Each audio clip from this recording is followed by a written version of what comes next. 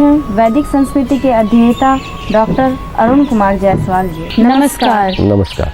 श्रीमद् भगवद गीता के दूसरे अध्याय का 52वां एवं 53वां श्लोक। यदा ते मोह कलिलं बुद्धिर्व्यतितरिष्यति तदा गन्तासि निर्वेदं श्रोतव्यस्य श्रुतस्य च श्रुति विप्रतिपन्ना ते यदा स्थास्यति निश्चला समाधावचला बुद्धिस्तदा योगम वाप्स्यसि। जिस काल में तेरी बुद्धि मोह रूपी दलदल को भली भांति पार कर जाएगी, उस समय तू सुने हुए और सुनने में आने वाले इस लोक और परलोक संबंधी सभी भोगों से वैराग्य को प्राप्त हो जाएगा। भांति भांति के वचनों को सुनने से विचलित हुई तेरी बुद्धि जब परमात्मा में अचल और स्थिर ठहर जाएगी, तब तू योग को प्राप्त हो जाएगा, अर्थात तेरा परमात्मा से नित्य संयोग हो जाएगा। एक बात बताएं कि मोह से मनुष्य को किस तरह की हानियां होती हैं और मनुष्य की चेतना पर से यह मोह का आवरण कब टूटता है और कैसे टूटता है? क्या नाम और रूप के आधार पर ग्रहों का प्रभाव पड़ता है? साथ ही ये बताएं, सुमिरन को अध्यात्म में ज़्यादा महत्वपूर्ण बताया गया है, वह कैसे? भगवान इस श्लोक में अर्जुन को कह रहे हैं कि जिस काल में तेरी बुद्धि मोह रूपी दलदल को भली भांति पार कर जाएगी, उस समय तू सुने हुए और सुनने में आने वाले इस लोक और परलोक संबंधी सभी भोगों से वैराग्य को प्राप्त हो जाएगा। मनुष्य जो है मैं और मेरा अहंकार, राग और द्वेष के रूप में आता है। राग द्वेष जब तक है तब तक कुछ न कुछ की इच्छा होती है। राग द्वेष जब तक है तब तक इंसान का कोई ठिकाना नहीं है। राग द्वेष जब तक है तब तक भटकन है। भगवान कहते हैं मोह से मुक्त हो जा।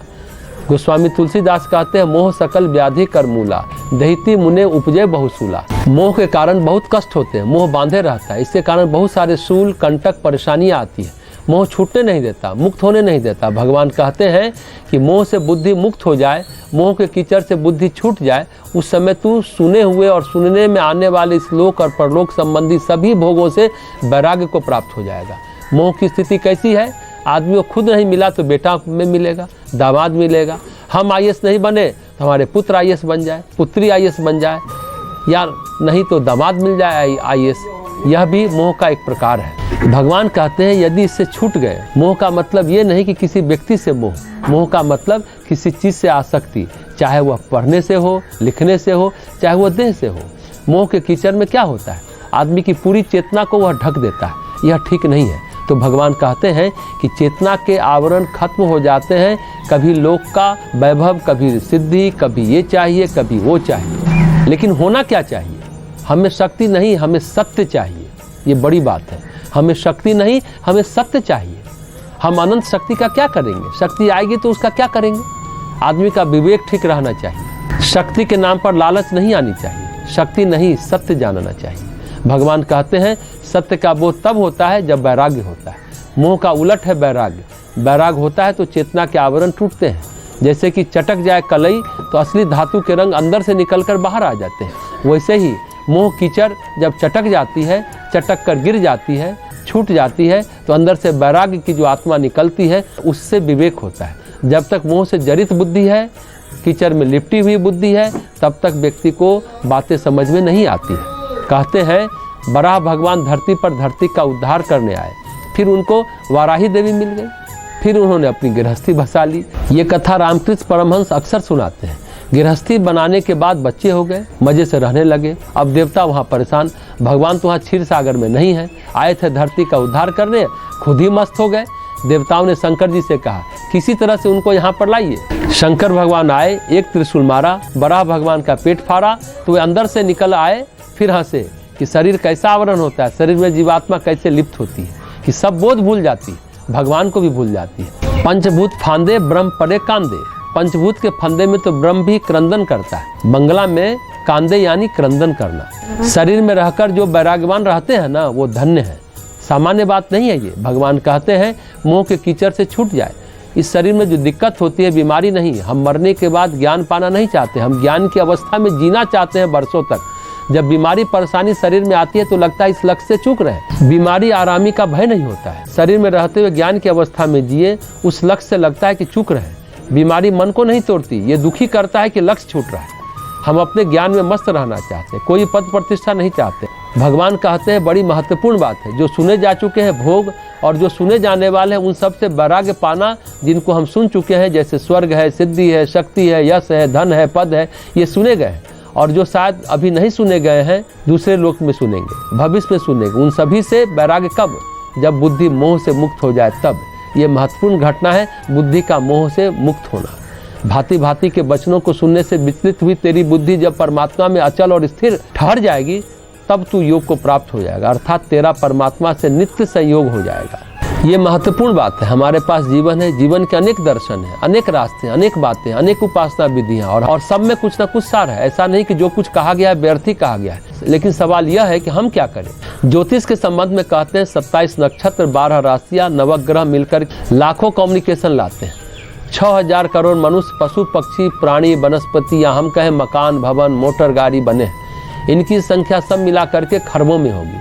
और सबसे बड़ी बात है, जो नवग्रह, 12 राशियां, 27 नक्षत्र, इनके जो संयोग है, इनकी जो युतियां हैं, उतना ही है जितनी धरती पर स्ट्रक्चर है, रूप है, नाम है, आकार है। हर नाम और रूप की अपनी ग्रह स्थिति है। संसार कैसे है?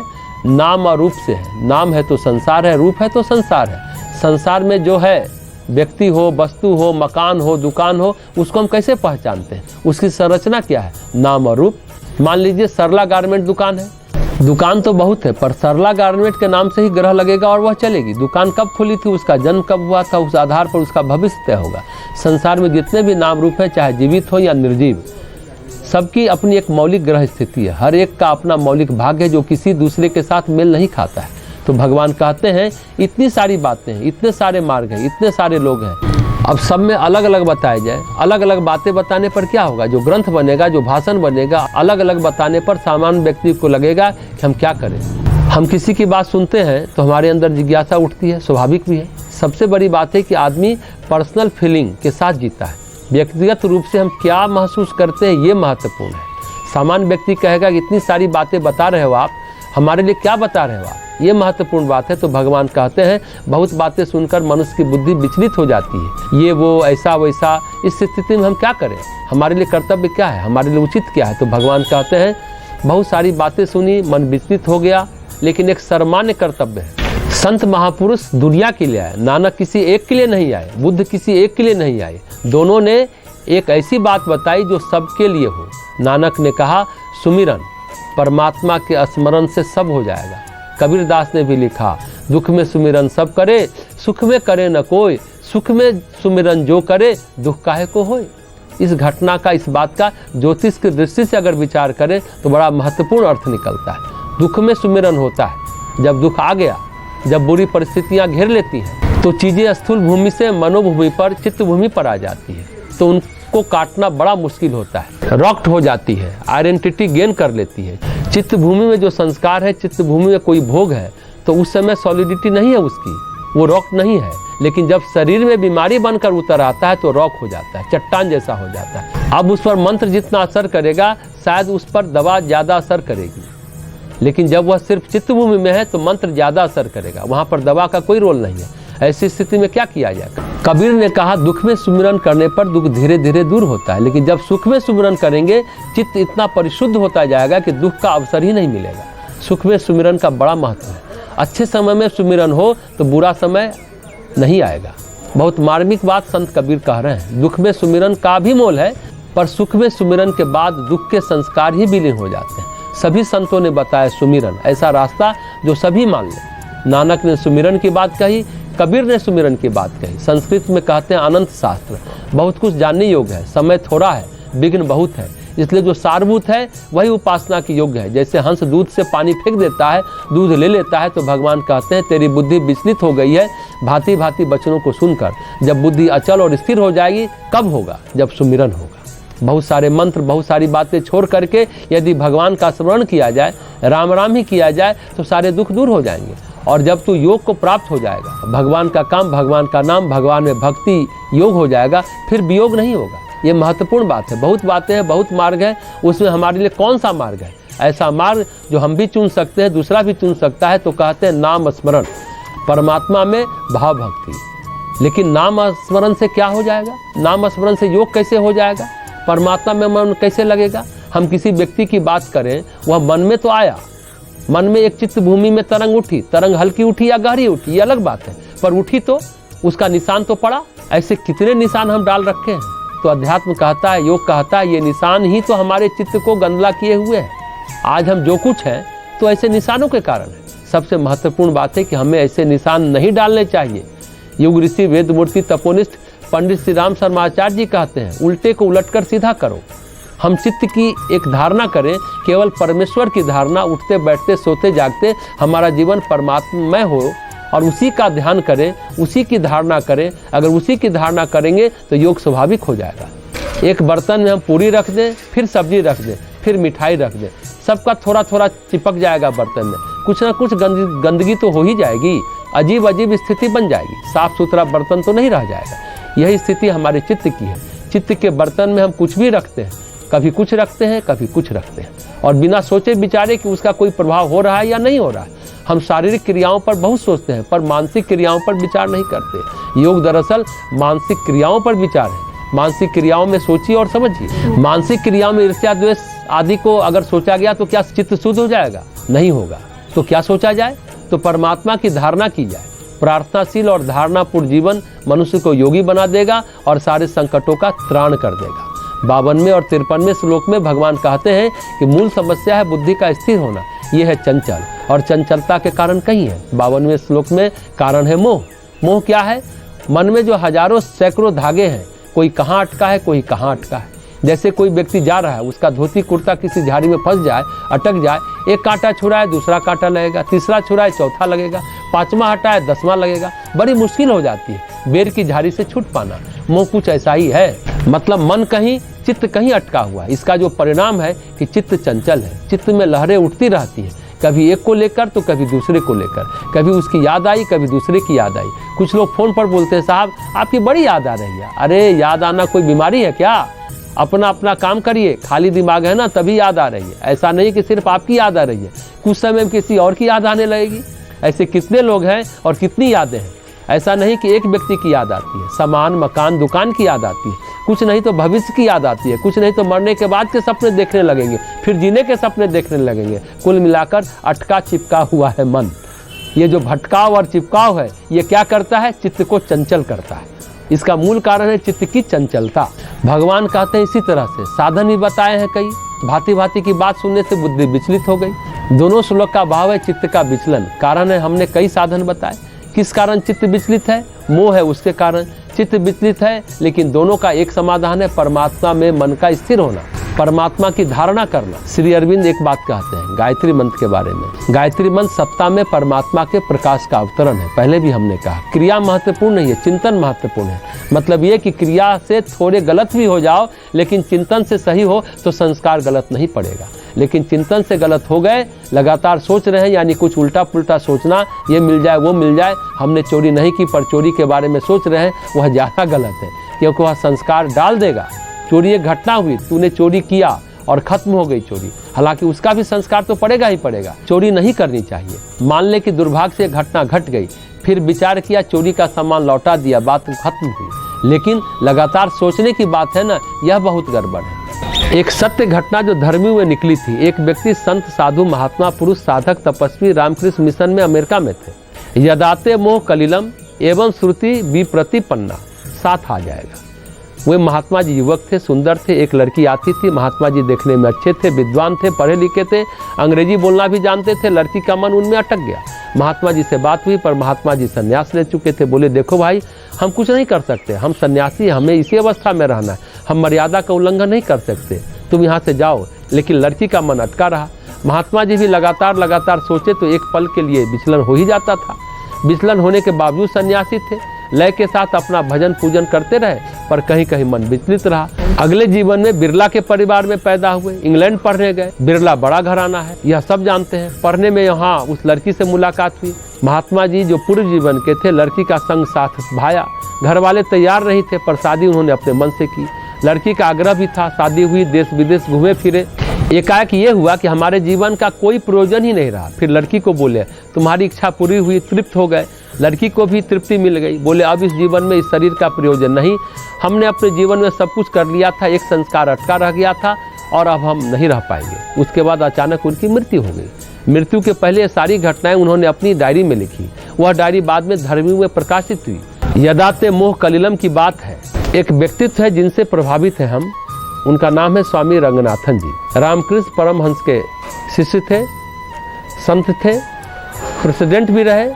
कुछ दिन पहले उनका शरीर छूटा। उनके शरीर छूटने पर प्रधानमंत्री श्री मनमोहन जी एवं लाल कृष्ण आडवाणी दोनों श्रद्धांजलि देने पहुंचे।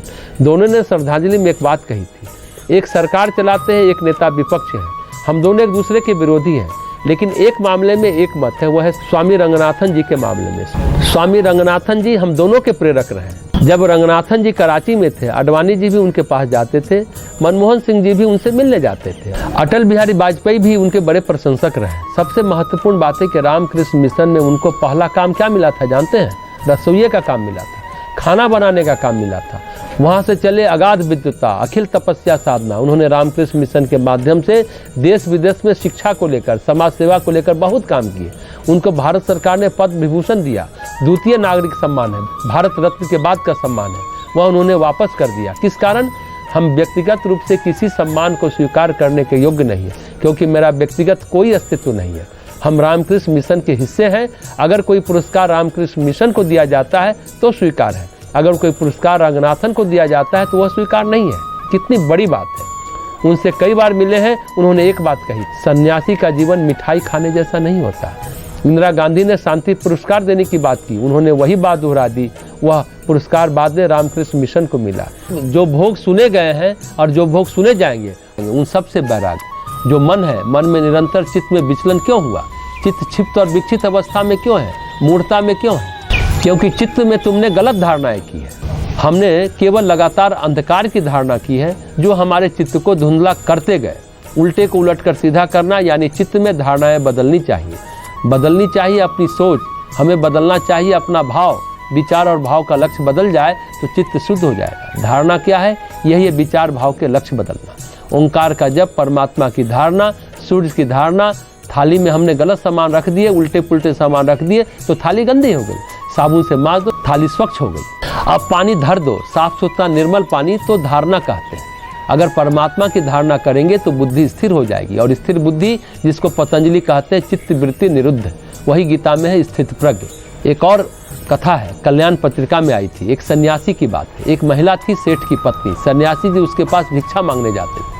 सेठ की पत्नी युवती थी, सुंदर थी, सन्यासी जी भी बहुत अच्छे थे। उस महिला ने सन्यासी से कहा, महाराज हम आपसे प्रेम करते हैं, आपको कुछ देना चाहते हैं। सन्यासी बोले, ये तो हम स्वीकार नहीं कर सकते, हमारे व्रत की मर्यादा इसको अस्वीकार करती है। तो महिला बोली, आप हमको कभी मिलिए, किसी रूप में मिलिए। तो सन्यासी ने कहा, ठीक है, तुम अपनी इच्छा भगवान से कहो कि बरकरार रखें। यह जो बात थी, अगले जीवन में गृहस्थ हुए। सेठ की पत्नी उनकी पत्नी बनी और 12 वर्ष तक उस भोग को भोगा। उन्होंने 12 वर्ष जब पूरा किया तब उनका संन्यास हुआ। कहीं पर भी किसी आदमी से मन नहीं अटकाना चाहिए। रामकृष्ण परमहंस एक बहुत मार्मिक बात कहते हैं। कभी कभी सेवा के नाम पर, भाव के नाम पर, कल्याण के नाम पर मन को हम अटका लेते हैं। कल्याण होगा, अच्छी बात है। रामकृष्ण कहते हैं, एक तो ये होता है किसी को सताने के लिए मन अटकाओ, यानी बैर से मन अटकाओ।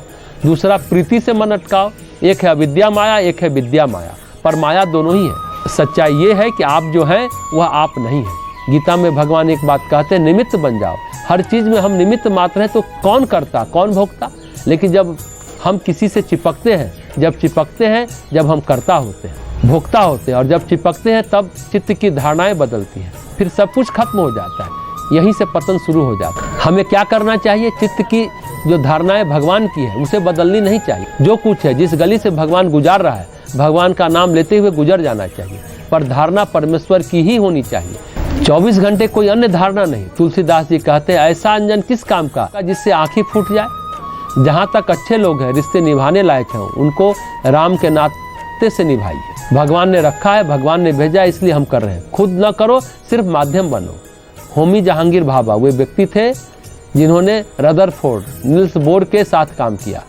मीजान पार्टिकल फिजिक्स में है, जिसकी खोज होमी जहांगीर भाभा ने की। उन्होंने जिनेवा कांग्रेस में एक बात कही थी। वहाँ एक व्यक्ति ने कहा कि गरीब देशों को परमाणु की बात नहीं सोचनी चाहिए, उसको औद्योगिक विकास की बात सोचनी चाहिए।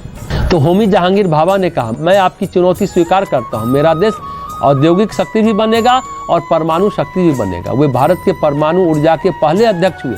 भारत को परमाणु शक्ति संपन्न करने के लिए पहला प्रयास होमी जहांगीर भाभा का ही था। परमाणु ऊर्जा का शांति उपयोग उन्हीं ने बताया था। यह पहली कल्पना विश्व में उनकी ही थी। जब लाल बहादुर शास्त्री ने कहा आप कैबिनेट मंत्री बन जाइए, प्रतिष्ठित व्यक्ति थे, भगवत गीता के बड़े प्रेमी व्यक्ति थे। उन्होंने कहा अपना कर्तव्य कमतर होते हुए भी दूसरे के श्रेष्ठ कर्तव्य में हम नहीं फंसे।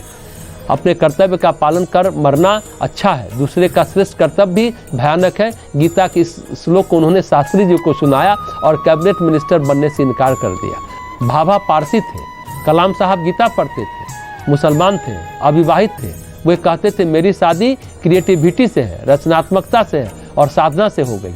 55 साल में भाभा की मृत्यु हुई।